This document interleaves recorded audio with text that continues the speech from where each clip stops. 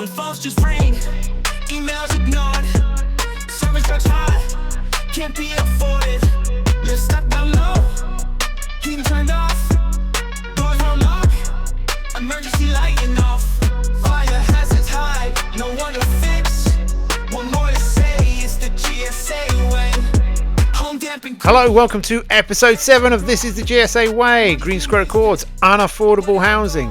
Last week we received a letter through the post telling us that they've got their math wrong, that they've underestimated the cost it takes to run our building. As such, each resident is going to have to pay an extra £250 a month for the next 6 months.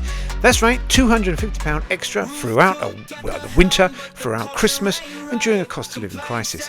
Now, you can only imagine the emotional toll this has taken on some of my residents. And of course, it's not just residents here in Oxford and it's not just GreenSquareAccord. Many residents across the UK have received letters saying, we've underestimated, it's now going to cost you this much. In this episode, we're going to have a look at the figures as presented by GreenSquareAccord. We're going to have a look at the response, break down some of those figures, and then GSA's response to the breakdown of those figures. We're going to look at some of the external power, or influence I should say, that we had to put on to perhaps drive the response that we got. And it was one of the quickest responses we've ever had from GreenSquareAccord. Ruth Cook finally speaks in response to the Housing Ombudsman special investigation. We'll have a look at that. And again, whilst she's in charge, the culture is we don't apologise even when we're in the wrong. All this and more on episode 7 of This is the GSA Way.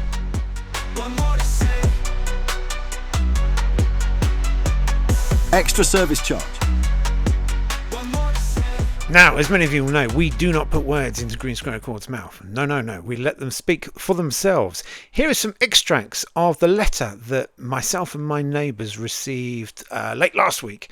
And the spreadsheet that was contained within that letter that showed their figures and some of their questionable math. Excerpt from a letter by Victoria Lancaster, Finance Director at GreenSquareAccord, 27th September 2024.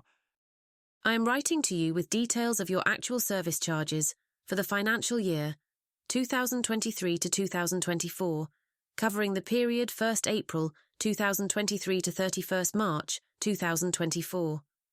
Over the page, you will find details about how we administer our variable service charges, together with full details of this year's expenditure on each of the services we provide to you. Please note that not all services are provided to everyone. This means that where a service has a 0 or no data against it, you probably do not receive this service. The information in the accounts shows you how much we thought we would spend for this year for your property, shown as your property budget, and the actual amount we spent in the year for your property, shown as your property actual. It also shows the amount of deficit or surplus, the amount of which will be added to your customer account, increasing or reducing what you pay. This is detailed in the box underneath the table of figures. Concerns with figures. The initial figures raise concerns, as the actual amount has increased by £2,527.20 without any explanation. Additionally, there seems to be an issue with the calculation of the property actual. It appears that the cost should be distributed across 42 flats, but this does not seem to be reflected accurately.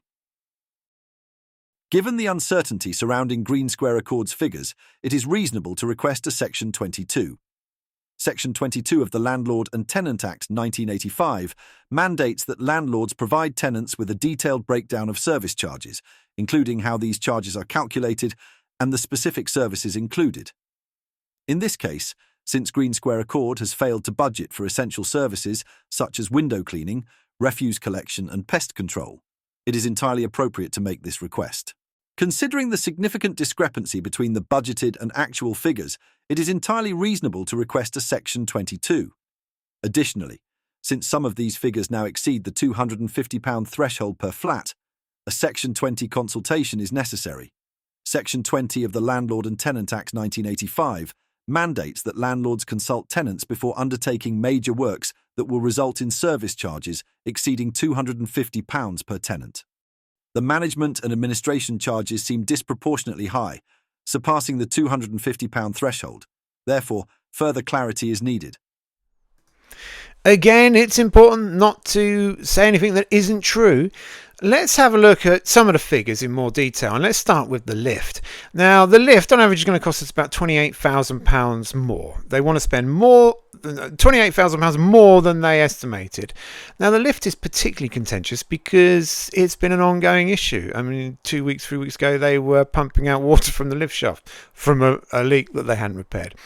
But let's go back to the Housing Ombudsman report from the complaints that they had, and let's just search on the word lift and see what that comes back with. Summary of lift issues as published in the Housing Ombudsman report, 31st March 2023. Recurring problems. The resident reported regular issues with the lifts over several years, asserting that the landlord should have performed a full repair instead of merely attending to individual faults. Reporting timeline. Significant lift-related reports occurred between July 2019 and October 2020, including residents getting stuck in the lift. The lifts being reported out of service multiple times, often due to faults that were traced to specific components. 5 distinct faults were identified during this period, with a claim that they did not indicate a recurring problem. Landlord's response. The landlord conducted monthly checks and thorough inspections quarterly. However, records indicated that they were only reactive to reported faults rather than proactive in investigating potential systemic issues with the lift. Ongoing concerns. Following the final response to the resident's complaint, additional faults continued to be recorded, indicating that the lifts still faced operational issues. Failure to investigate. The Ombudsman determined that the landlord failed to conduct an adequate investigation into the lift maintenance complaints, as the number of reported issues and the frequency of faults suggested that more extensive repairs may be necessary. Compensation. The landlord acknowledged the distress caused by the lift issues and offered compensation due to the delays in addressing the problems. Mentions of the lift. The lift issues are referenced throughout the report, with multiple entries summarizing reports and repairs. The resident specifically mentioned experiencing lift breakdowns several times, and there were at least 12 entries of faults and maintenance issues related to the lifts following the complaints process. Now, if GreenSquareAccord are going to levy a charge on a tenant that's over £250, which they're now obviously doing, then they're subject to a Section 20, where they have to consult with us. They have to tell us. We can't just do it. So some of these figures obviously now have fallen in, well, you should have given us a Section 20 because you're going to spend more than that. They haven't done. So when we push back, and we pushed back on many of these figures and said, well, actually, we need a Section 20 on this.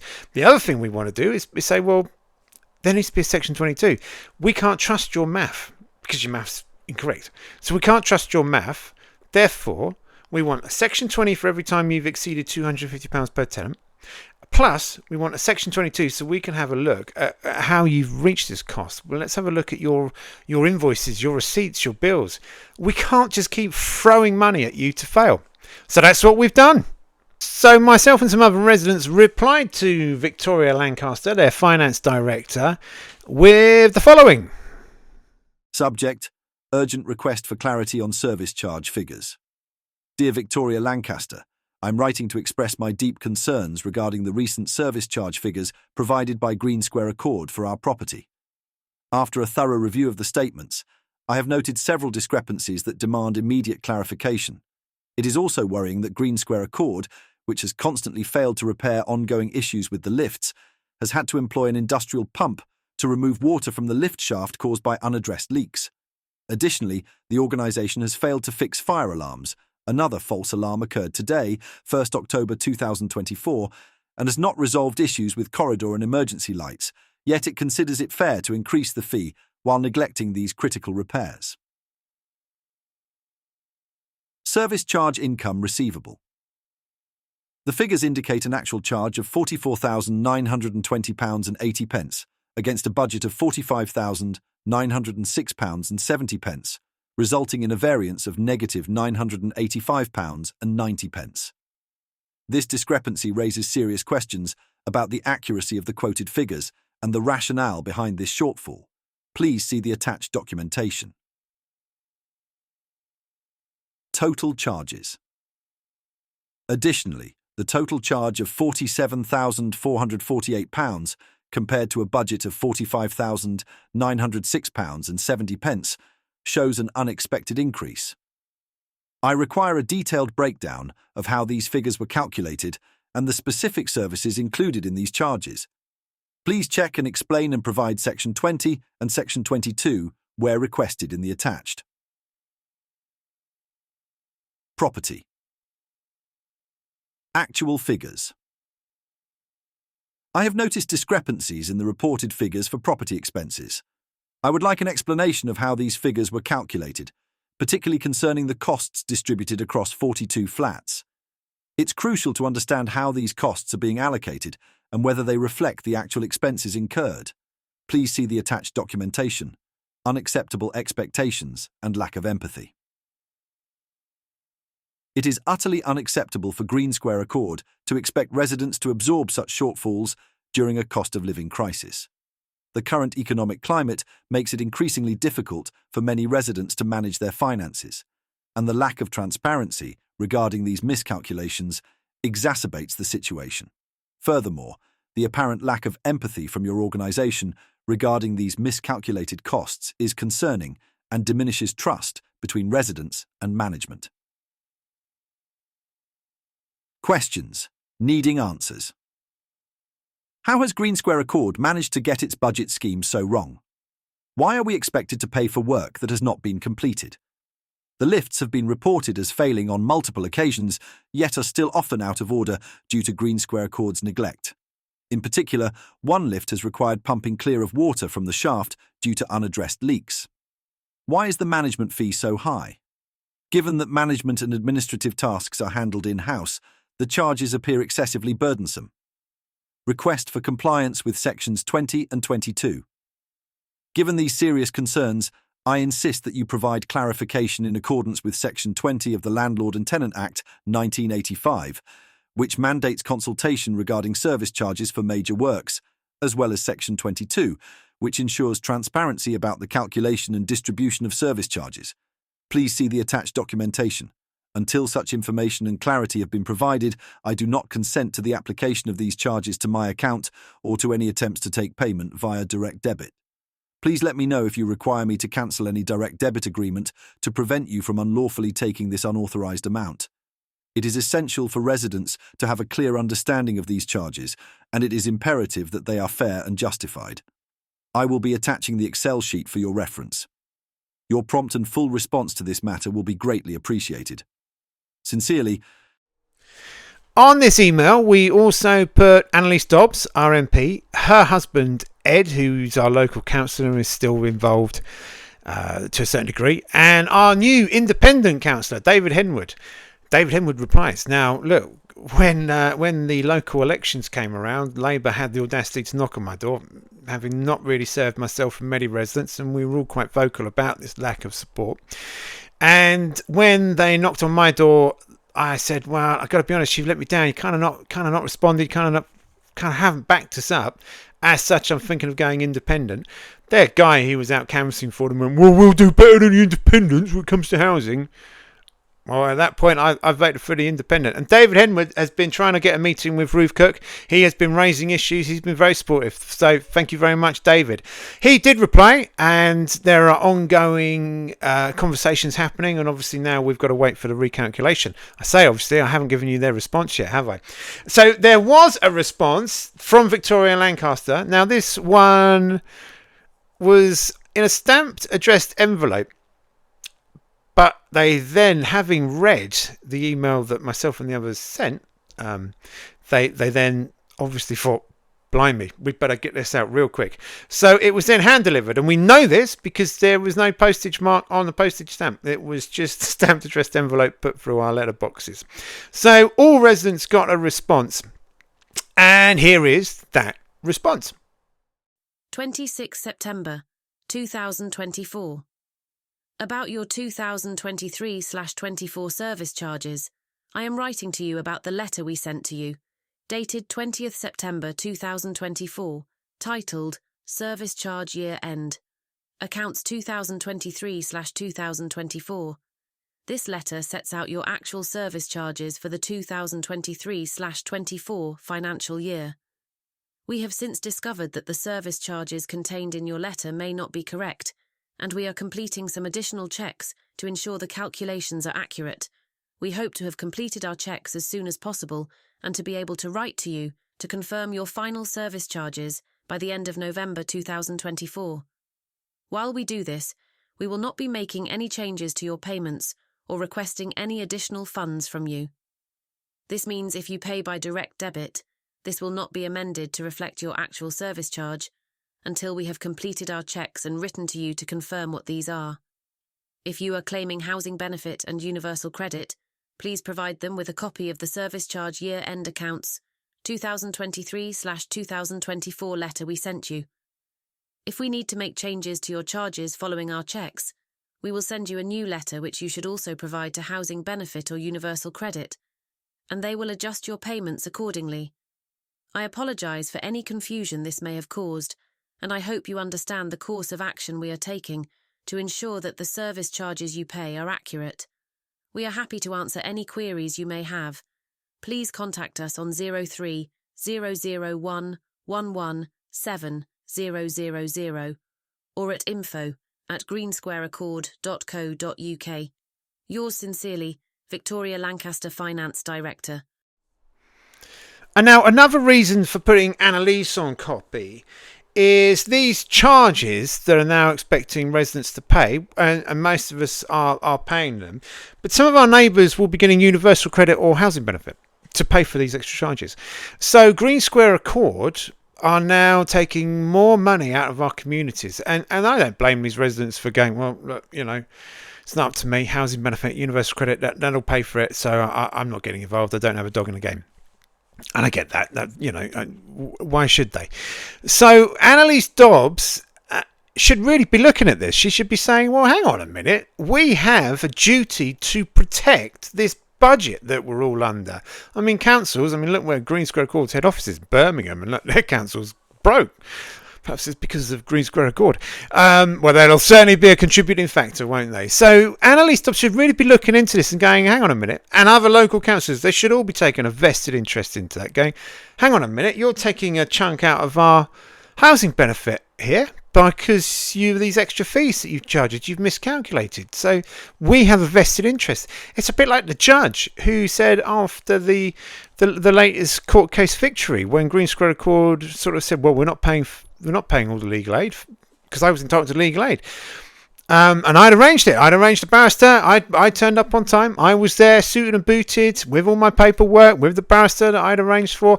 It was Green Square Accord he failed. They hadn't dotted their I's and crossed their T's, remember? Go back and have a look at that podcast. Won't go into it now. But the judge said that she had a duty to protect the legal aid bucket, the funds that are in that. So she had to protect that. So Green Square Accord should pay that. Now, Green Square Accord, having failed, many of us, as we now know, and constantly raise as an issue, having failed us, are now passing on the costs of these failures to residents, such as myself, and the housing credit, the housing benefit and universal credit pot. It's taking a direct impact. They are negatively impacting our communities and the funding that is available to protect people who qualify for universal credit and housing benefit. They are failing us as a society. I also put on copy the Oxford Mail. Now, I suspect, and we've sent a subject access request to the Oxford Mail, actually, there's lots of things going on there.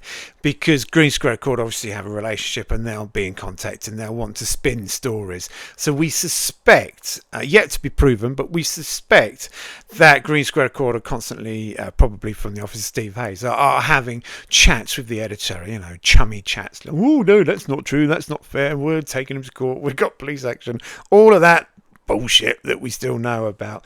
So why aren't the Oxford Mail going, well, hang on a minute, this is really a public interest story. We got residents in affordable housing who can't afford to live here. We've got a council that is being billed costs without looking into them. It's a public interest story, but they're not involved. They haven't responded. So anyway, that's where we are at the minute.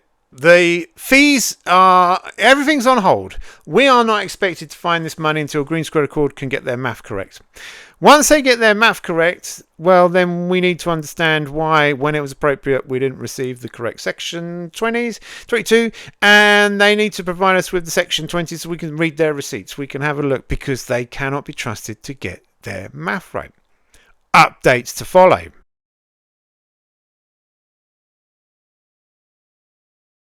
Who else has been impacted? And how many other residents share these same concerns? So this week I've reached out on Facebook and Twitter to some of my known contacts to say, look, have you also received the recalculation of these fees and charges? If so, you need to check the math on them. And more, I've got a few phone numbers. Thank you to everyone who has responded. I will be making calls next week to try and catch up with you all. Again, please share this. If you think someone has been affected, please share this podcast.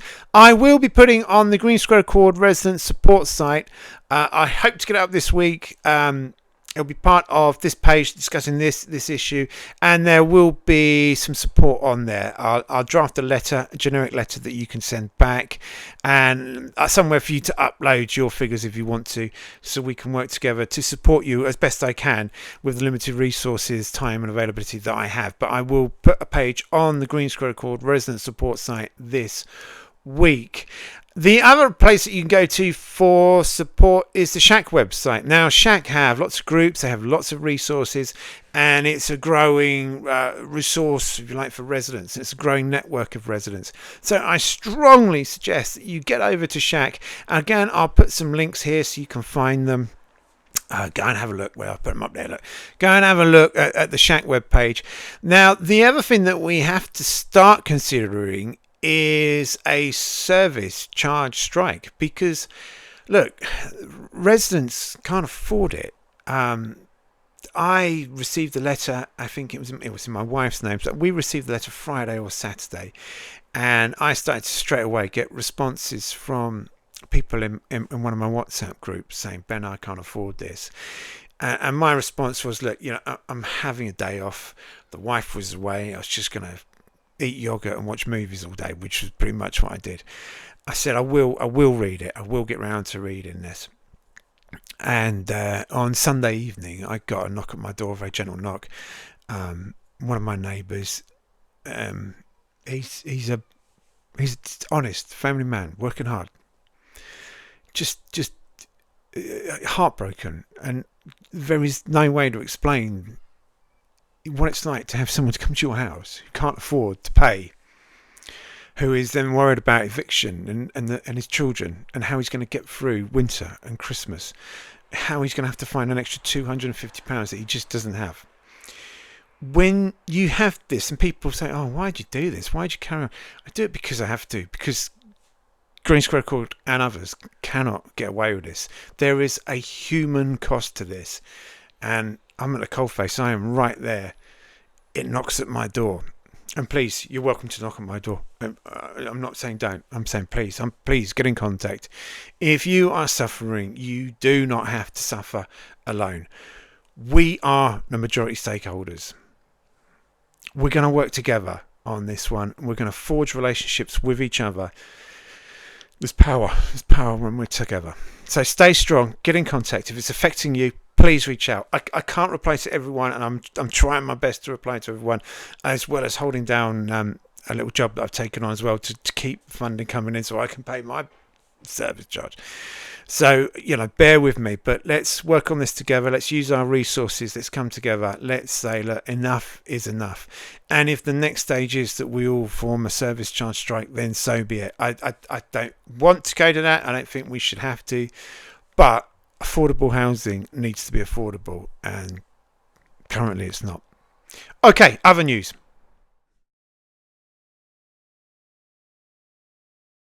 In other news, Ruth Cook has responded, but where are the apologies? So the Housing Ombudsman has wrapped up its special investigation into GreenSquareAccord, and we'll do a full podcast on that. There isn't time on this one. We'll do a full podcast into that. However, what is important is that Ruth Cook instantly got on the defensive with her communication team, no doubt, and crafted a response that was published in Inside Housing. For those of you that don't pay for the firewall for Inside Housing, and I don't blame you, here is said letter. I'm sharing it with you now because there's a commonality that I want to come back to. So here is said letter. It's hard to think of many things more important to someone than their home, and we all know how it feels when something goes wrong with our own. Nobody who works in social housing wants this to happen to their customers, so when it does, it is always painful to see the impact and often sobering to see what led to it. The reality, as it is for all large organisations providing services to significant numbers of people, is that there will be times when we do get things wrong.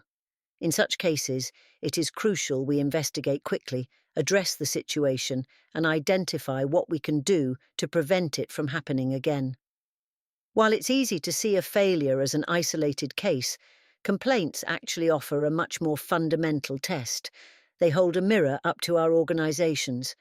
In September 2023, we were told by the Housing Ombudsman that it would be conducting a paragraph 49 investigation into our complaint handling after making a number of severe maladministration determinations against us.